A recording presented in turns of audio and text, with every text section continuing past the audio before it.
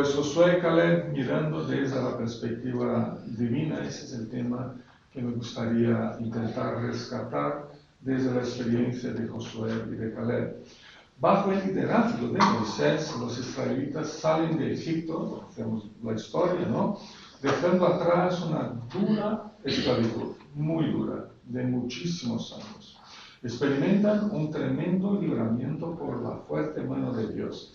Vieron y vivieron las 10 plagas en Egipto, ¿no? Tuvieron sus primogénitos preservados de la muerte, cruzaron el mar abierto por el poder de Dios, recibieron las tablas de la ley y por fin llegan a un lugar llamado Cades. En Cades, que era uno de los oasis más importantes de la península del Sinaí, ya en los límites de la tierra prometida. En ese lugar descansaron. Ahí se alimentaron bien y cogieron fuerzas para entrar a poseer la tierra que por herencia les pertenecía en Cades. Siguiendo las instrucciones que le había dado el Señor, Moisés envía a 12 espías, ¿no?, para explorar la tierra y traer noticias de cómo eran sus habitantes y de si la tierra era de hecho fértil y productiva, porque claro, esa tierra ya había sido de ellos, pero hacía 400 años, ¿no? O sea, sus tatarabuelos tenían esa tierra. 400 años más tarde, ninguno de ellos conocía la realidad de la tierra que les pertenecía, ¿no? Y entonces esos 12 hombres fueron enviados, no porque echaron suertes, a ver, vamos a ver a quién le toca ir, a ver, vamos a elegir los más guapos o los más fuertes, no. Eran los jefes de las tribus, eran príncipes de sus tribus. Y se trataba de los líderes que guiaban a la gente, a sus propias tribus, y que compartían la administración y los juicios de las causas del pueblo con Moisés.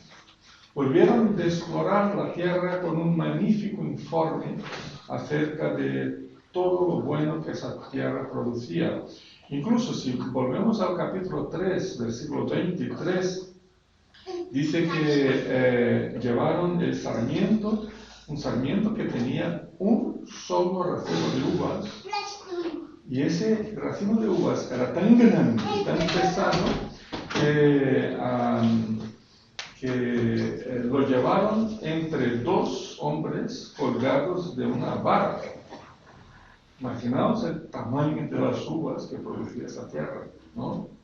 Hicieron un mapa geopolítico completo de toda la región, con los diferentes pueblos que estaban ahí, sus territorios, desde el capítulo 13, 28, 29, tenemos todo eso, pero su conclusión y su recomendación ha sido, si leemos capítulo 13, 31 a 33, ha sido que no podremos combatir contra esa gente. Imposible. Son más fuertes que nosotros. Los hombres que allí vimos son enormes. Comparados con ellos parecíamos langostas. Y así nos veían ellos a nosotros. ¿Y cómo podían saber cómo nos veían ellos, ¿no?, a nosotros? ¿Cómo lo podían saber? No se puede decir simplemente que se trataba de un informe pesimista o negativo y que hay que ver lo positivo de la vida. No se trata de eso. No se trata de eso. Sino se trata más bien de que se trataba de una abierta rebelión de los exploradores contra el camino que el Señor les había ya revelado a su pueblo. La rebelión contra Dios se convierte en un hábito en nuestras vidas. Y el hábito se convierte en una tradición que solemos dejar incluso de herencia a la siguiente generación.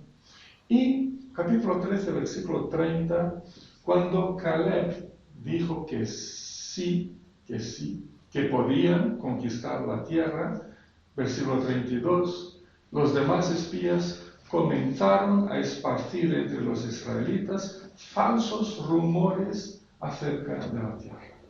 Se inventaban mentiras. Capítulo 13, 32. Falsos rumores. se inventaban mentiras. Eso de fake news y todo eso, que luchamos con eso hoy, pues ya en esa época ya era una estrategia para quitar la importancia de lo que de hecho es lo más importante. Y ese hábito de rebeldía ya se veía antes mismo de llegar a Cádiz, cuando poco después de los grandes milagros hechos por Dios para la liberación de Israel, de la esclavitud, ellos constantemente se quejaban de Moisés por todo y por nada.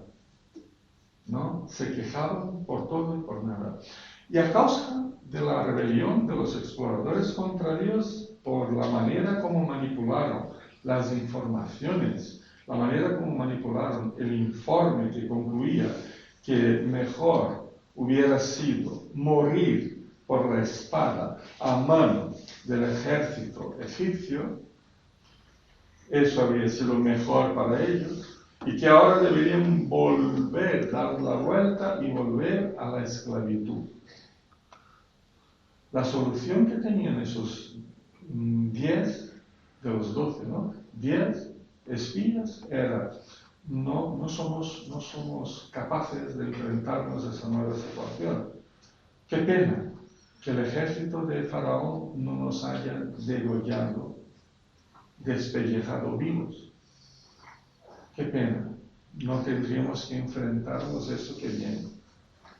Pero entonces mejor damos la vuelta y volvemos por el caminito que vinimos y volvemos a la esclavitud.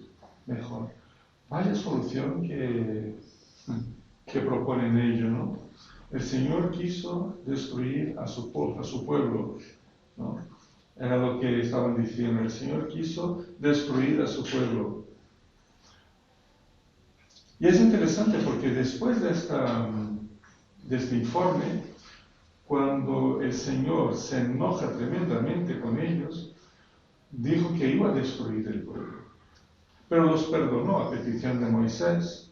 Y fue ese el momento en que Dios, en lugar de exterminar a todo un pueblo rebelde, los mandó peregrinar por el desierto el tiempo que fuera necesario, hasta que toda esa generación rebelde muriera en el desierto, sin jamás volver a Egipto y sin jamás poner un pie en la tierra santa, la tierra prometida. ¿Entendéis? Que eso fue como un castigo, ¿no?, del Señor. Y se quedaron por ahí, peregrinando por el desierto 40 años. 40 años dando vueltas en círculo por la misma región. Una región de desierto, donde no se puede plantar, donde no se puede tener animales, ni ovejitas, ni cerditos, ni nada, porque era puro desierto. Ni cabra podía sobrevivir ahí. Así que tuvieron que estar dando vueltas en círculo por la misma zona hasta que se hicieran mayores y uno tras otros se fueran muriendo, toda una generación. Eran más o menos 6 millones de personas cuando salieron de Egipto. 6 millones tendrían que morir en el desierto antes que la siguiente generación, sus hijos, que no participaron de esa rebelión, pudieran entonces dar entrada a la tierra prometida.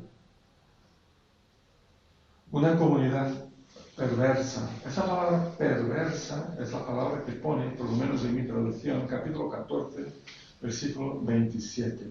Una perversa comunidad. En realidad, la perversidad contenida en la rebelión de los exploradores no es otra cosa que la externalización de una manera específica de considerarse la vida, o del prisma desde el que uno comprende las diferentes situaciones, las diferentes posibilidades, o incluso a uno mismo. ¿Cómo comprendemos lo que nos pasa? ¿Desde qué perspectiva? Porque es claro, nos pasa un montón de cosas, todo el tiempo. a mí, a ti, a nuestras familias, al mundo, ¿no? Nos pasan cosas. ¿Cómo interpretamos lo que nos pasa? ¿Cómo vemos, cómo entendemos lo que nos pasa? ¿Desde qué perspectiva? Se trata, en el caso del pueblo de Israel, de una determinada perspectiva, de una forma de ver, pero una manera de ver que se fundamenta en lo que uno recibe desde la cuna. Bueno, claro, no quiero ofender la educación que nos dieron nuestros padres y madres, me refiero a la herencia pecaminosa con la que cargamos desde que nacimos. Me refiero a que estamos, humanamente hablando, condicionados a considerar, a interpretar y considerar todas las cosas desde la perspectiva de nuestro pecado, que ainda se anida en nuestro alma. Nos rebelamos contra los caminos de Dios porque somos pecadores en todos los sentidos de la palabra. No compartimos la idea que tiene Dios del mundo. Y compartimos la idea o la voluntad que tiene Dios acerca de mi propia vida. Pero en medio de la rebelión demostrada por los espías nos encontramos con dos hombres que se levantaron en contra de la opinión y del informe de sus compañeros. Me refiero a Josué y a Caleb, ¿no? Mientras los otros 10 príncipes, espías, y todo el pueblo con ellos se rebelaron contra la clara voluntad revelada por Dios, Josué y Caleb buscaron equiparar su visión a la situación que se revelaba por medio de la palabra de Dios. Miraron toda la situación desde la perspectiva de Dios y no desde la perspectiva común del pueblo, tampoco desde la perspectiva de los demás príncipes del pueblo. No se trata de que buscaban ver lo mejor que hay en las personas, lo mejor que hay en las situaciones. No se trata de que tenían una actitud positiva frente a las dificultades. No se trata de eso. No se trata de autoayuda, ¿no? Eso no es cristiano. No es buscar lo mejor de las personas. Esa no es la perspectiva cristiana, ¿vale? Tenemos que buscar la visión de Dios para la persona humana, ¿no? Y así vamos a buscar en las Escrituras. Se trata de que ellos buscaban conocer los caminos de Dios y reformatear a diario su visión de vida de las situaciones de la gran mayoría de las personas desde la perspectiva divina, desde la perspectiva de Dios. Se trata de un permanente y serio trabajo interpretativo en el que nuestras prioridades necesitan ser cambiadas a favor de las prioridades de Dios. En el que nuestros sentimientos, metas, planes, ilusiones pueden ser cambiados y pueden ser adecuados a los caminos revelados por Dios en su palabra. Si vamos al versículo 6 del texto que leímos, en Números 14, ¿no? Vemos que esa es la actitud de Josué y Caleb, dice el versículo 6, los cuales habían participado en la exploración de la tierra. O sea que su informe y su opinión fueron totalmente distintos de los demás espías. Y al haber participado de la expedición y al haber visto lo mismo que sus otros 10 compañeros, no podían haberse puesto de acuerdo con ellos, no podían estar de acuerdo con ellos porque seguro que antes de presentar el informe también trataron de ponerse de acuerdo entre ellos en lo que se iba a decir. Es muy difícil que 12 personas evaluando una determinada situación tengan la misma opinión y presenten el mismo informe. Es casi imposible. A no ser que después, antes de presentar el informe, después de evaluar la situación, se reúnan, pidan una pizza y se pongan de acuerdo con qué es lo que tenemos que decir, qué informe vamos a presentar conforme a nuestros intereses personales, ¿no? ¿qué informe vamos a presentar? Así que no es simplemente que se pusieron a decir algo, Josué y Caleb se levantaron y dijeron otra cosa, ¿no? Es que ya, muy posiblemente, ya se habían enfrentado en reuniones, en discusiones, en el viaje de vuelta de la tierra hasta Cádiz, intentaron ponerse de acuerdo y llegaron a un acuerdo, pero esos dos no. No querían decir lo que los otros 10 estaban proponiendo. Versículo 6. Ambos se rasgaron las vestiduras en señal de duelo. O sea, la situación era tan dramática, tan drástica, que ellos asumieron su posición contraria a de todos los demás, a de toda la nación, como un duelo.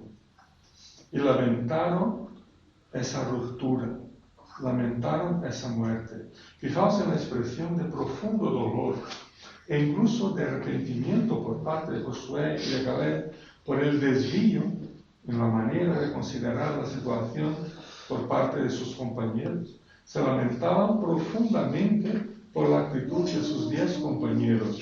No se pusieron en duelo y no se rasgaron las vestiduras porque estaban arrepentidos, en el sentido de que no es que estamos arrepentidos porque de verdad presentamos un informe y no debería ser así, ¿no? Estaban arrepentidos en nombre de los otros 10, como si estuvieran asumiendo el pecado de sus compañeros. Y decidieron dar un paso más allá del mero e infructuoso lamento. El lamento a veces, casi siempre, no produce nada, ¿no? Solo produce un lamento, ¿no? Y versículos 7, 8 y 9 dice que y le dijeron a toda la comunidad israelita: la tierra que recorrimos y exploramos es increíblemente buena. Si el Señor se agrada de nosotros, y esa es una expresión muy interesante, porque dada el informe de la mayoría, ellos ya sabían que el Señor no se agradaría de ellos, ¿no? Así que si el Señor se agrada de nosotros, nos hará entrar en ella. No se dejaron limitarse por la perspectiva social dominante en su momento, aunque seguramente inflados por los otros 10, versículo 10, toda la comunidad hablaba de apedrearlos. Toda la comunidad. Estamos hablando de 6 millones de personas. Se pusieron de acuerdo con los 10 y querían apedrear, lapidar, matar a esos dos. Pero eran infieles a la perspectiva divina, ¿no? Hay un dictado que viene desde la Roma antigua, ¿no? Vox populi, vox Dei, conocéis, ¿no? La voz del pueblo es la voz de Dios. Pues parece que no lo es. Que por lo menos aquí en este caso, la voz del pueblo era una voz asesina. Querían matar a esos dos porque, la verdad es que porque han sido fieles al Señor, ¿no? Eran fieles a la perspectiva divina para la vida del pueblo y se dejaban guiar no por sus propios intereses personales o económicos o familiares, sino que se dejaban guiar por los intereses divinos, por la acción redentora de Dios en este mundo. Al fin y al cabo eran como lo somos también nosotros hoy, heraldos de su palabra y de su evangelio. Así que eso nos toca profundamente, ¿no? Su informe ha sido muy interesante y de él podemos sacar preciosas lecciones para nosotros. Veamos, en primer lugar, la introducción del informe, versículo 7, está básicamente de acuerdo con lo que dijeron los otros 10 en cuanto al lugar. Al lugar, la tierra que recorrimos y exploramos es increíblemente buena. Y fue lo mismo que dijeron los otros. Incluso llevaron un racimo de uva que tenían que llevar con una vara entre dos, por el tamaño y el peso de las uvas, ¿no? Increíblemente buena. Esa era la realidad que debía transmitir. Debían decir exactamente eso. No mencionaron a los gigantes enormes, bestialmente fuertes, que habitaban ese lugar, como lo hicieron sus compañeros. Ellos no mencionaron a estos gigantes, simplemente porque eso no era verdad. Porque luego, si leemos la conquista en el libro de Josué, pues no se encontraron con gigantes. No habían esos gigantes, ¿no?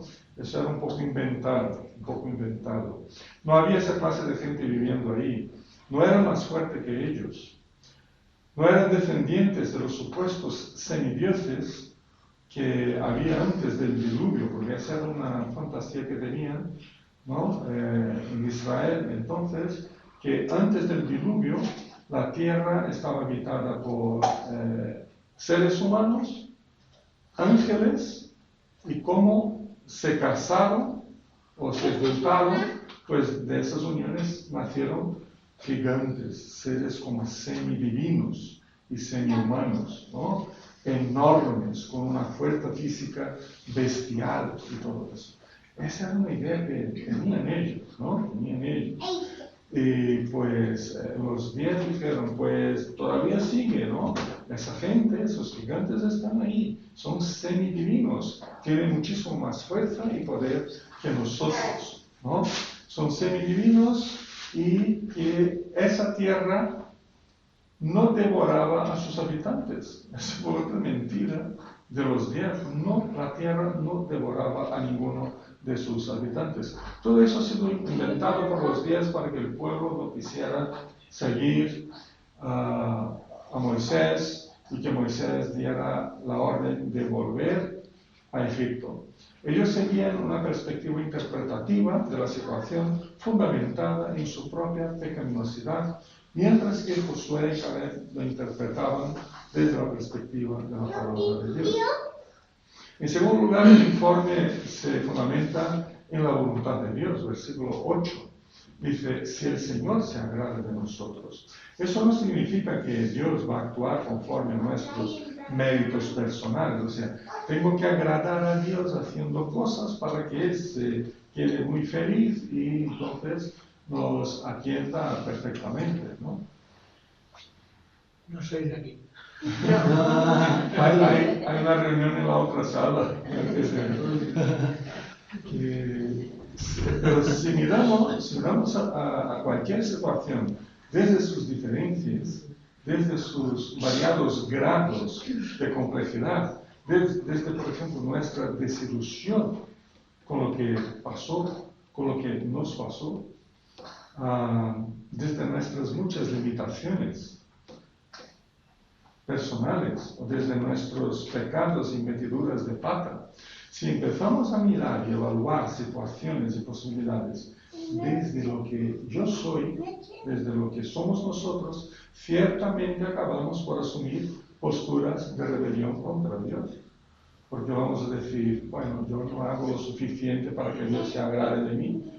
O incluso podemos pensar, sí, no, todo lo que hago es suficiente, ahora Dios está obligado a atender mis deseos, ¿no?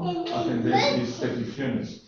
La perspectiva esa no es correcta. La correcta perspectiva es considerar a los grados de complejidad de una dada situación, es considerar a muchas de nuestras desilusiones y limitaciones e incluso nuestro pecado, pero desde la perspectiva divina. O sea, la perspectiva divina es la que por encima de todo lo que hay y pasa está el Señor soberano. El Señor que ejerce su voluntad, el Señor que es redentor, el Señor que se revela por medio de su palabra, la Biblia, y el Señor que perdona y es misericordioso. En tercer lugar, Josué y Caleb buscan infundir ánimo al pueblo, a los israelitas, versículos 8 y 9, cuando dice, nos va a dar una tierra que emana la leche y la miel. Así que no os rebeléis contra el Señor, ni tengáis miedo de que la gente que habita en esa tierra, ya son pan comido. No tienen quien los proteja, porque el Señor está de nuestra parte, así que no les tengáis miedo. Sabias palabras de ánimo que reflejan la voluntad de Dios, palabras inspiradas en lo que el Señor ya les había revelado y dicho y prometido con anterioridad. Este es el camino cristiano, no hay otro camino cristiano. Este es el camino cristiano, un camino que reconocemos la mano del Señor, que reconocemos la voluntad del Señor y su poder soberano a la hora de realizar su obra, siempre por medio de su pueblo. Un camino en el que se renueva a diario las misericordias divinas, un camino que nos infunde un nuevo aliento, un nuevo ánimo cada día en medio de las luchas, de los dolores, de las limitaciones, de la complejidad de la vida, a las imposibilidades humanas que tenemos y que se multiplican en nuestras vidas. Un camino que se hace interpretando una y otra vez todo lo que nos pasa y todo lo que nos desafía, pero desde la voluntad revelada por Dios en su santa palabra. Aunque con todo ese ánimo y perspectiva divina que les dieron Josué y Caleb, versículo 10 dice, toda la comunidad hablaba de apedrearlos. Una forma de menospreciar al propio Señor y de negarse a creer en Él pese a todas sus maravillas realizadas a su favor. Que nuestro camino de vida pueda ser el de mirar todas las cosas y a uno mismo desde la perspectiva divina y no desde nuestro propio corazón. Que el Señor nos bendiga.